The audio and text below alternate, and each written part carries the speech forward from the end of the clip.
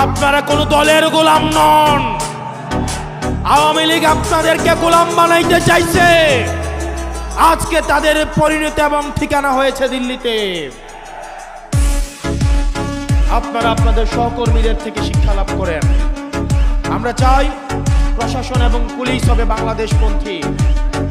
আপনাদের বিএনপিও হওয়ার দরকার নাই। আপনাদের 10 দলীয় ঐক্য জোটেরও কোনো সহায়তা করার দরকার নাই। আপনারা বাংলাদেশটাকে সহায়তা করেন, আপনারা জনগণকে সহায়তা করেন। আমরা জনগণ ঢাল হয়ে জুলাইয়ে যেভাবে থানাগুলোকে পাহারা দিয়েছি, ইউনিয়ন অফিস পাহারা দিয়েছি, এই জনগণ আপনাদেরকে প্রোটেকশন দিবে।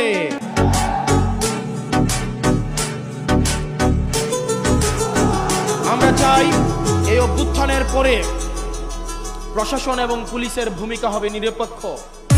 অত্যন্ত দুঃখজনক, আগে আমরা দেখেছি প্রশাসন লাইন ধরতো ধানমন্ডিতে, প্রশাসন লাইন ধরতো হচ্ছে আমাদের আওয়ামী লীগের অফিসটা যে কোথায় ছিল, গুলিস্তানে।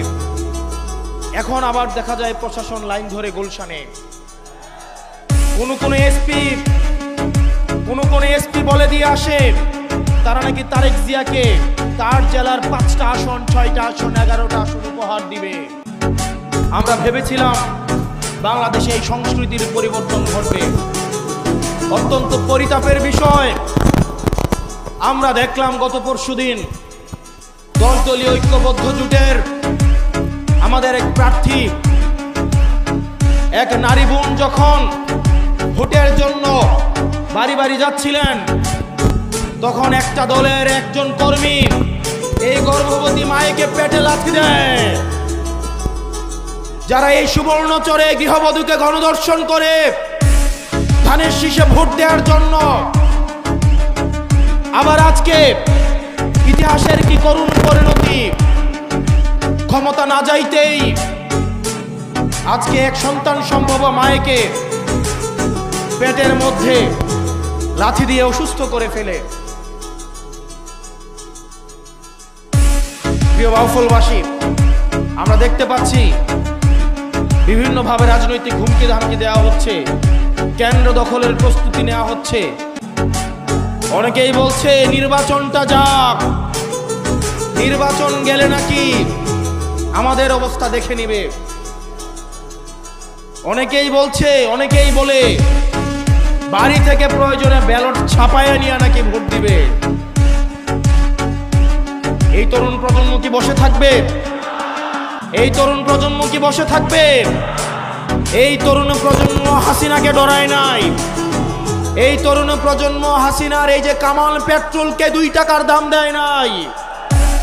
এখন যদি কেউ মনে করে এই অপার যেই সম্ভাবনার তরুণ প্রজন্মকে আবার কামান দিয়ে, আবার পুলিশ দিয়ে, মিলিটারি দিয়ে, পেট্রোল দিয়ে আবার তাদেরকে দমন করা হবে, তাহলে তারা ইতিহাসের ভুল প্রান্তে তার অবস্থান নিচ্ছে। আগামী 12 তারিখে আপনারা যারা আছেন প্রত্যেকেই ভোট কেন্দ্রগুলোতে গিয়ে ফজর নামাজ পড়বেন। আপনারা সবাই ভোট দিয়ে এসে বাড়িতে আসবেন, ভোটের ফলাফল নিয়ে বাড়িতে আসবেন। কোন চাঁদাবাজ, কোন টেন্ডারবাজের হাতে ভোট কেন্দ্রগুলো ছেড়ে দেওয়া যাবে না। আমার মায়েরা যারা আছেন সকালবেলায় আপনারা ভোট কেন্দ্র চলে যাবেন। আপনাদেরকে যারা ভয় দেখাতে আসে তারা মূলত ভয় পেয়ে গেছে, এই কারণেই আপনাদেরকে ভয় দেখাতে আসে। আমরা আমাদের মায়েদেরকে নিয়ে এই ভোট কেন্দ্রগুলোকে পাহারা দিব। আমাদের ভোট এবার আমরা অবশ্যই দিব। কেউ যদি আমাদের বিরুদ্ধে ভোট দিতে চায়, সেজন্য নিরাপদে ভোটটা দিতে পারে, সেইটার ব্যবস্থা আমরা করব।